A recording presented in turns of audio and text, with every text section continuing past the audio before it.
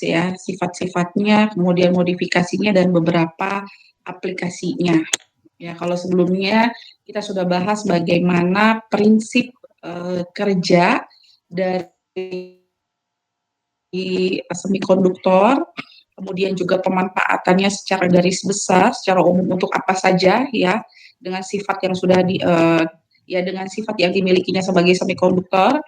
Nah, hari ini kita akan membahas mungkin ini tidak seluruh ya, tidak terlalu dalam karena kalau kita bicara tentang bagaimana proses sintesisnya, kemudian bagaimana sifat-sifatnya, terus apa saja modifikasi yang sudah pernah ada yang dilakukan gitu dan bagaimana dari sintesis, properties, modifikasi dan juga aplikasinya ini apa saja. Nah, ini mungkin tidak terlalu dalam ya, nanti akan lebih didalami mungkin nanti bagian di tugas ya. Jadi tugasnya nanti ada tugas kelompok, di mana tugas kelompok ini akan saya bagi kalau di sini ada 24 ya, mungkin ada sekitar 3 sampai 4 kelompok ya untuk apa namanya tugasnya nanti dan itu mungkin akan lebih spesifik nanti arah kajiannya di masing-masing kelompok tersebut gitu ya. Oke, baik. Saya masuk ya. Jadi kita bicara kemarin sudah direview, ini saya review sedikit ya, apa saja potensi aplikasi dari sifat-sifat yang telah dimiliki oleh semikonduktor. Ini juga sudah dibahas ya di pertemuan yang sebelumnya, ada sebagai katalis, kemudian juga sebagai dye sensitized solar cell atau DSSC, kemudian juga bisa untuk sensor ya, yang pertemuan lalu saya beri contoh sensor COD ya, kemudian juga untuk self cleaning ya, tidak hanya kaca saja tapi juga sudah meliputi tembok dan seluruh material yang lain, di mana dengan cara coating ya pada permukaan dari target yang kita inginkan, dan kemudian juga sebagai baterai. Nah, ini mungkin belum saya singgung ya, tapi ada juga apa namanya pemanfaatan atau aplikasi yang digunakan untuk baterai. Baterai ini kan fungsinya adalah untuk menyimpan energi ya. Jadi TiO2 juga dapat digunakan dalam proses penyimpanan energi. Contoh misalnya yang saat ini itu perkembangannya juga tidak hanya baterai ya, sebetulnya juga ada sebagai superkapasitor ya, sebagai penyimpan arus gitu. Nah, jadi dalam penyimpanan baterai ini itu bisa saja. Jadi kalau misalnya kita kan DSSC ya sebagai dye sensitized solar cell gitu, atau solar cell yang sekarang ada gitu ya, yang sudah memang digunakan dan itu belum menggunakan prinsip DSSC juga bisa. Jadi kalau misalnya solar cell yang pada umumnya itu kan pada saat ada matahari, kemudian sinar matahari ini dikonvert menjadi energi listrik. Nah, setelah proses konversi energi listrik itu tuh kan berlangsung secara simultan. Jadi terus gitu. Ketika cahaya matahari sudah sore, biasanya arus yang dihasilkan juga semakin rendah.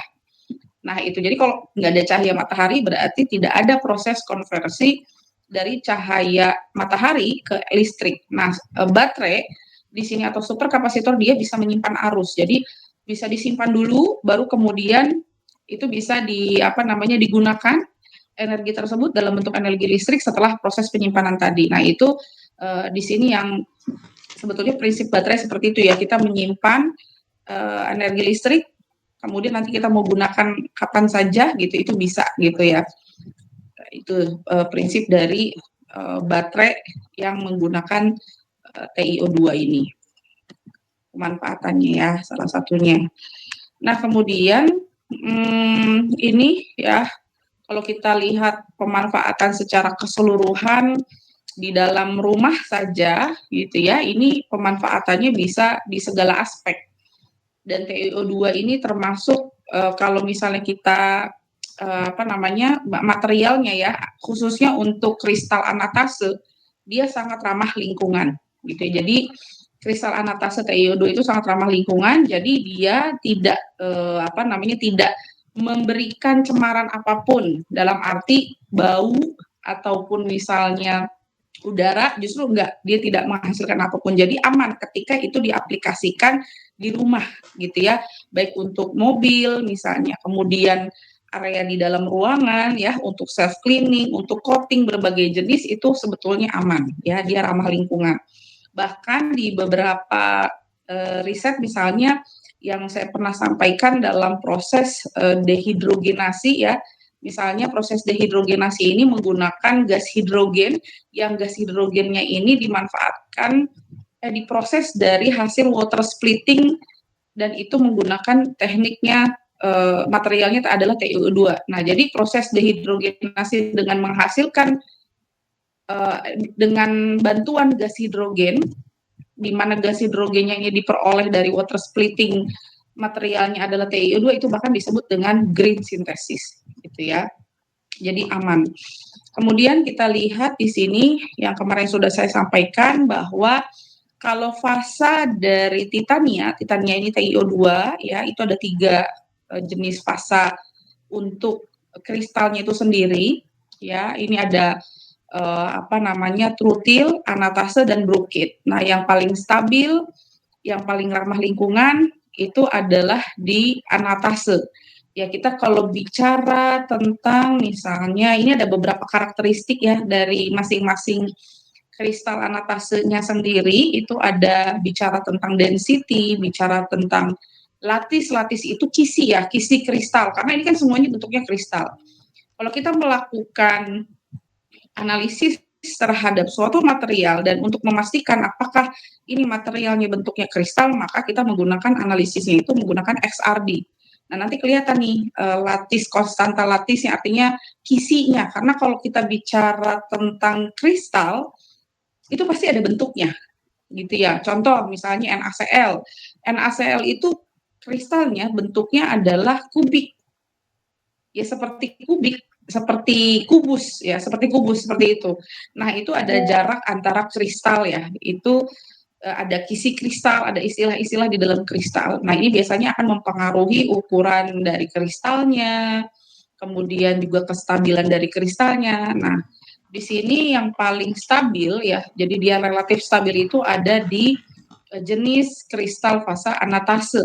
Nah, biasanya memang yang dicari pada saat proses sintesis itu kalau bisa yang dihasilkan adalah kristal anatase, ini target. Nah, untuk menentukan apakah betul hasil sintesis kita anatase atau brokit atau rutil, maka itu harus dicek, dianalisis dengan menggunakan XRD, karena itu tidak ada alat yang lain ya. Jadi kalau misalnya kita mau mengecek apakah dia kristal, apakah TiO2-nya terbentuk, mungkin secara kualitatif itu bisa kita cek dengan menggunakan FTIR. Tapi kalau kita mau memastikan bahwa ini TiO2, sudah betul TiO2, kemudian kita ingin memastikan apakah dia kristal dan jenis kristalnya apa, nah itu harus menggunakan XRD. Kalau kita ingin memastikan apakah dia betul TiO2, apakah band gap-nya sekitar 3,2 elektron volt, nah itu pakai UV vis DRS. Tapi kalau untuk memastikan bahwa ini jenis kristalnya adalah anatase, rutil, atau brokit, maka yang digunakan adalah XRD. Ya, jadi ini memang perlu diketahui, perlu dianalisis pada saat kita teman-teman terutama kalau misalnya ingin memastikan dalam risetnya misalnya ya, memastikan bahwa material yang ditargetkan harus dalam fase kristal, maka alatnya adalah XRD. Ya. Kemudian di sini ada bentuknya, ya rutil yang sebelah kiri, anatase yang sebelah kanan. Nah, ini adalah bentuk dari kristal, struktur dari kristal kedua ini ya. Biasanya kalau nggak rutil ya anatase gitu ya. Nah, ini bentuk kristalnya seperti ini nih. Nah, ini teman-teman kalau teman-teman bisa lihat TiO2 ya, yang yang kecil-kecil ini, yang hitam ini ya, itu adalah Ti. Ya. Kemudian yang warnanya agak kehijauan itu oksigennya gitu ya. Jadi strukturnya akan seperti itu. Nah, kalau di dalam kristal kita bicaranya ikatan di gambar ini adalah ikatan berapa bilangan koordinasi yang dimiliki oleh Ti di dalam struktur kristal TiO2. Mungkin kita akan membayangkan, oh TiO2 berarti dia terikat pada dua oksigen. Oh berarti bilangan koordinasinya 2. Enggak, TiO2 bilangan koordinasinya adalah 6. Jadi kalau teman-teman lihat, satu Ti itu pasti mengikat 6 buah oksigen, walaupun nama senyawanya adalah TiO2. Nah itu ya bedanya, sudah pernah belajar tentang bilangan koordinasi dengan bilangan oksidasi gitu ya. Nah, ini bentuknya padatan. Jadi, padatan berbeda dengan cairan atau liquid ya. Jadi, TiO2 berapa bilangan koordinasi, berapa ikatan, berapa jumlah ligan yang dimiliki oleh Ti sebagai atom pusatnya? Ada 6, gitu ya. Ini mau yang rutil ataupun yang anatase, itu satu logam dari Ti itu pasti mengikat 6 buah oksigen. Nah, ini struktur kristalnya, kalau digambarkan, kalau tadi kan bentuk struktur dari Ti yang mana, oksigen yang mana gitu ya. Kalau yang ini adalah strukturnya. Jadi bentuk kristal, ibaratnya bentuknya kalau kubik gitu ya, kubus, kotak-kotak. Nah, ini kurang lebih seperti ini. Ya. Gambarnya. Jadi ada jarak antara Ti dengan Ti-nya, nanti itu berbeda gitu ya. Nah, ini kita kalau bicara mengenai surface area. Ya, surface area dalam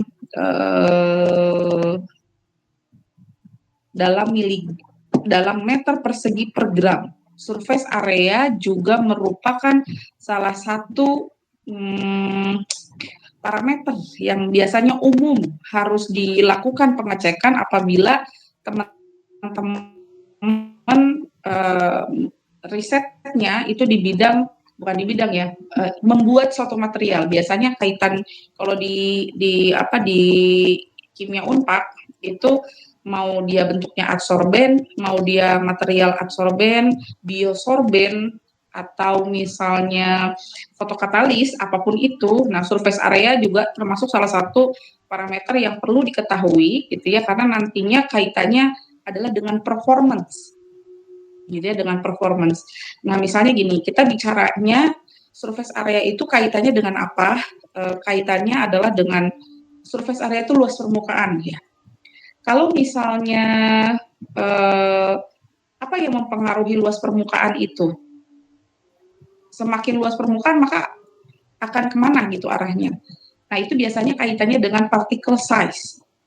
Jadi ukuran partikel, kalau ada pori maka ukuran porinya gitu ya. Karena kalau misalnya ukurannya kecil-kecil ya, dia kecil-kecil, jadi ukuran particle size-nya itu kecil-kecil, ya biasanya dia akan menghasilkan suatu luas area yang besar. Teman-teman bayangkan misalnya kita punya misalnya ada kamar ya, ukuran misalnya 3 kali 3 meter lah. Kemudian itu ditempatkan misalnya suatu wadah gitu ya, tempat ya. Kalau kita punya kamar ukuran 3 kali 3 meter, kemudian kita punya ukuran pori misalnya. Ukuran pori itu misalnya kita masukkan drum ya, drum di sana misalnya untuk menampung material atau zat yang kurang lebih ukurannya sama. Kalau kita tempatkan suatu wadah yang diameternya besar dengan suatu wadah yang diameternya kecil, maka dia akan berbeda ya daya tampungnya.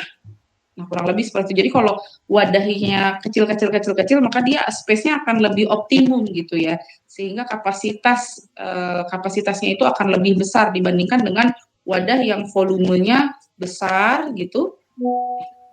Tapi ada sisi-sisi yang kosong gitu yang tidak ditempatin, yang tidak bisa diisi gitu ya.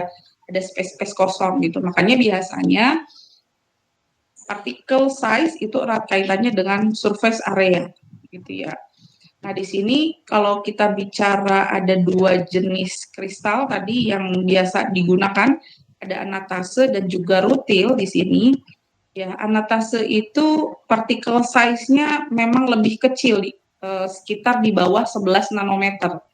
Pada umumnya anatase itu ada di ukuran partikel itu sekitar di bawah 11, tapi biasanya umumnya di sekitar 9 nanometer misalnya. Nah, 9 nanometer ini akan menghasilkan luas permukaan yang lebih besar ketimbang partikel size milik dari rutil, yang dimana ukuran kristalnya itu sekitar 35 nanometer, dia lebih besar gitu ya. Nah, itu yang kecil-kecil ini akan membuat luas area permukaan yang lebih banyak gitu ya. Nah, sehingga kalau kita bicara secara kestabilan material, memang rutil di ukuran partikel yang lebih besar dia akan lebih stabil, sedangkan anatase pada ukuran yang lebih kecil dia lebih stabil. Namun secara termodinamikanya anatase jauh lebih stabil dibandingkan dengan rutil, gitu ya. Nah, ini kaitannya dengan surface area. Kalau misalnya di sini, ya, misalnya rutil di sini ada di sekitar luas area permukaannya ada di sekitar ini di bawah 100 ya. Kalau anatase dia lebih besar gitu. Brookit ada di tengah-tengah. Nah, kemudian kita bicara tentang energi dari permukaan kristalnya. Nah, jadi kalau digambarkan anatase dengan rutil itu seperti apa? Ya, anatase itu saya kasih gambarnya langsung di sini ya. Nah, jadi ternyata bentuk kristal anatase ya itu bisa kita lihat ya. Kalau betul-betul hasil sintesisnya bagus, jadi pada saat teman-teman misalnya membuat suatu material, di mana material ini adalah material semikonduktornya adalah TiO2, mohon maaf di sini azan, jadi saya stop dulu ya sebentar. Kita tunggu azan selesai.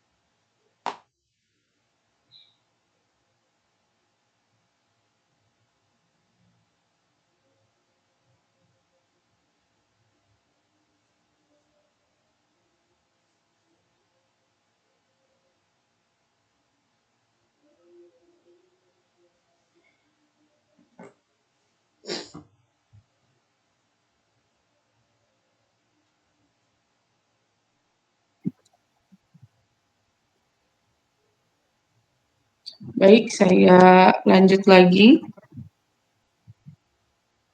Oke, ya. Jadi kita bicara lagi tentang karakteristik dari apa namanya material TiO2 ya, di mana TiO2 tadi punya 3 jenis fasa kristalnya, ada fasa anatase, rutil, dan brookit. Nah, pada saat kita menentukan, kita misalnya teman-teman nih yang misalnya risetnya adalah membuat satu material, itu harus ada mekanisme yang namanya adalah karakterisasi. Jadi material itu banyak ya, kita bisa membuat material. Contoh, material itu tidak hanya dimanfaatkan dalam bidang kimia, misalnya lingkungan saja, atau bidang energi saja gitu ya. Sekarang nanomaterial itu sudah sampai pada level kesehatan ya. Jadi apa namanya di teman saya itu di yang baru lulus beberapa waktu lalu di ITB gitu ya, sekolah farmasi di ITB itu dia membuat suatu sediaan dalam bentuk nanopartikel untuk apa namanya penyakit yang berkaitan dengan jantung gitu ya. Jadi dibuat disintesis gitu ya bentuknya nanopartikel dan itu kan akan apa namanya nanopartikel itu kan kecil sekali ya dalam ukuran namanya juga nanopartikel ya berarti harus dalam ukuran nano gitu. Nah itu nanti diinjeksikan gitu ya, sehingga nanti bisa lebih mudah mengalir di pembuluh darah gitu ya. Itu kurang lebih seperti itu. Jadi sekarang itu untuk memastikan bahwa material yang kita buat itu sesuai dengan target yang diharapkan, maka kita harus melakukan yang namanya tahapan setelah proses sintesis adalah karakterisasi. Nah, karakterisasi ini sesuatu hal yang penting. Karakterisasinya apa aja gitu ya. Nah, karakterisasi ini yang harus dilakukan adalah kita mau material yang seperti apa. Maka itulah yang karakterisasi yang kita lakukan. Misal, kalau kita bicaranya tentang luas permukaan yang tadi, maka itu kita harus mengkarakterisasinya luas permukaan. Karena luas permukaan itu tidak bisa diukur misalnya dengan FTIR gitu ya. Kalau FTIR kan kualitatif. Misalnya kalau bikin absorben, nah absorben yang kita ingin